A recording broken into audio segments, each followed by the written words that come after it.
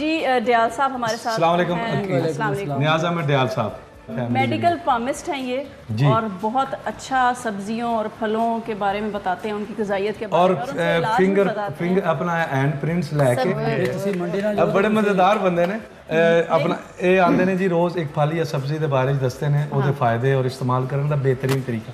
अज की कहोगे जी? अज असीं जी जोड़ां दे मौजूद ते गल करांगे। जोड़ां दा दर्द जिहड़ा हुंदा जी पहले ते बुजुर्गां दे च हुंदा सी, हुण ते जवानां च भी और बच्चियां च भी है कि हुण ते तुसीं देखो कि 17-18 साल दे नौजवान बच्चे और बच्चियां जिहड़ियां ने वो भी इस मसाइल दे विच बहुत इन्हां मसाइल दे विच बड़े घिरे नज़र आंदे। पहले अज दसो कि इहदी वजूहात की ने? अच्छा जी जोड़ां दा दर्द जिहड़ा ਇਹਦੀ ਵਜ੍ਹਾ ਜਿਹੜੀ ਸਭ ਤੋਂ ਜ਼ਿਆਦਾ ਵਜ੍ਹਾ ਤੇ ਯੂਰਿਕ ਐਸਿਡ ਹੈ। ਯੂਰਿਕ ਐਸਿਡ ਘਟਣਾ ਜਾਂ ਵਧਣਾ? ਯੂਰਿਕ ਐਸਿਡ ਦਾ ਜ਼ਿਆਦਾ ਹੋ ਜਾਣਾ। ਯੂਰਿਕ ਐਸਿਡ ਜਦੋਂ ਵੱਧ ਜਾਂਦਾ ਲੇਕਿਨ ਅਸੀਂ ਦੇਖਦੇ ਹਾਂ ਕਿ ਯੂਰਿਕ ਐਸਿਡ ਜ਼ਿਆਦਾ ਕਿਉਂ ਹੁੰਦਾ ਹੈ। ਉਹਦੀ ਵਜ੍ਹਾ ਬਣਦੀ ਜੇ ਮੈਦੇ ਦੀ ਖਰਾਬੀ। ਅੱਛਾ ਕਿਉਂਕਿ ਮੈਦੇ ਦੇ ਅੰਦਰ ਉਹ ਐਂਜ਼ਾਈਮ ਜਿਹੜੇ ਗ਼ਜ਼ਾ ਨੂੰ ਹਜ਼ਮ ਕਰਕੇ ਜਿਸਮ ਦੇ तमाम ਹਿੱਸੇ ਤੱਕ ਪਹੁੰਚਾਉਂਦੇ ਨੇ। ਠੀਕ ਹੈ ਜੀ।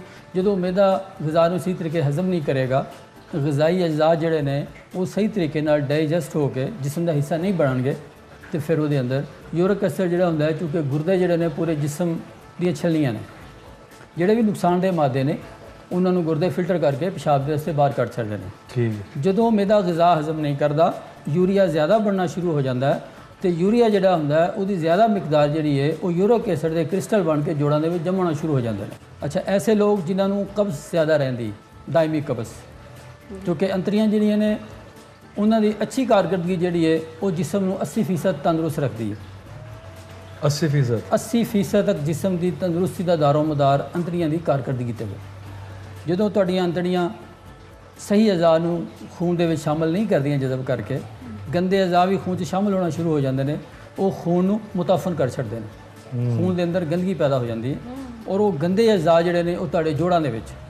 अच्छा जोड़ जिहड़े साडे ने इन्होंने अंदर एक खास किस्म की अल्लाह ताला ने रूब्रिकेशन पाई है। तुसीं देखिया जिन्होंने मिक कहने मिक इन्हों अंदर हरकत होंदी है जो वो मिक खुश्क होना शुरू होती है या वो अंदर गंदगी आ जाती है तो फिर की होंदा वो झिल्लियां खुश्क हो जांदियां ने जोड़ों की मूवमेंट जोड़ों की हरकत जी है दर्द शुरू होंदी है और खराब हो जाती है। तहकीक देखिए हकीम साहब की। ठीक है जी जो असीं इहदा इलाज करने सब तो पहले 2-3 इहदे टेस्ट बड़े जरूरी होंदे ने। अच्छा सब तो पहले ESR जिहड़ा कि मर्दां दे विच 1 ਤੋਂ ਲੈ ਕੇ 13 तक और ਖਵਾਤੀਨ ਦੇ ਵਿੱਚ 1 ਤੋਂ ਲੈ ਕੇ 20 तक ਹੁੰਦਾ ਹੈ। ਜਿੱਥੇ ਵੀ ਜੋੜਾਂ ਦੇ ਦਰਦ ਹੋਣ ਜੋੜਾਂ ਦਾ ਦਰਦ ਹੋਏਗਾ ਉੱਥੇ ESR ਲਾਜ਼ਮੀ ਜ਼ਿਆਦਾ ਹੋਏਗਾ। ਠੀਕ ਹੈ ਜੀ। ਇਹਦੇ ਨਾਲ ਅਸੀਂ ਯੂਰਿਕ ਐਸਿਡ ਚੈੱਕ ਕਰਾਂਗੇ ਜਿਹੜਾ ਕਿ ਮਰਦਾਂ ਦੇ ਵਿੱਚ 2.1 ਤੋਂ ਲੈ ਕੇ 8 ਤੱਕ ਔਰ ਖਵਾਤੀਨ ਦੇ ਵਿੱਚ 2 ਤੋਂ ਲੈ ਕੇ 7 ਤੱਕ ਇਹਦੀ ਨਾਰਮਲ ਮਿਕਦਾਰ ਹੁੰਦੀ ਹੈ। ਠੀਕ ਹੈ ਜੀ। ਤੀਸਰਾ ਆ ਜਾਂਦਾ ਹੈ HB ਲੈਵਲ ਹੈਮੋਗਲੋਬਿਨ। जो खून के अंदर हैमोग्लोबिन घटती है कम होंगी है तो वो होंगे खून के अंदर ऑक्सीजन घट जाती है।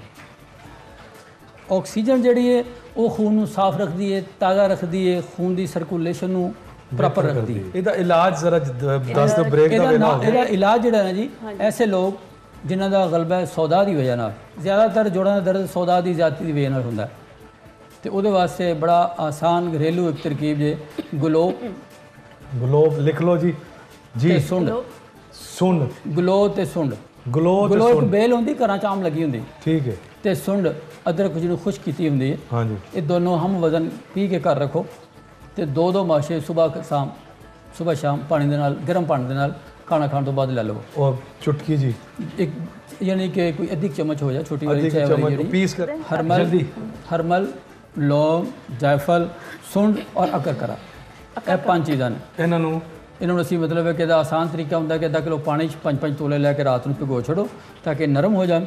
सुबह इनू पानी अच्छी तरह पकाओ जो अद्धा पानी सड़ जाता है विच 10 तोले तेल पा लो तिलों का तेल वो फिर जलाओ जो पानी खत्म हो जाए तो तेल जो वो बेहतरीन बन जाता है। अच्छा इस तो पहले एक आसान फार्मूला है कि बेरी के पत्ते थोड़े जे लवो 1 चम्मच नमक की लवो पानी च पा के उस पानी को उबाल लो।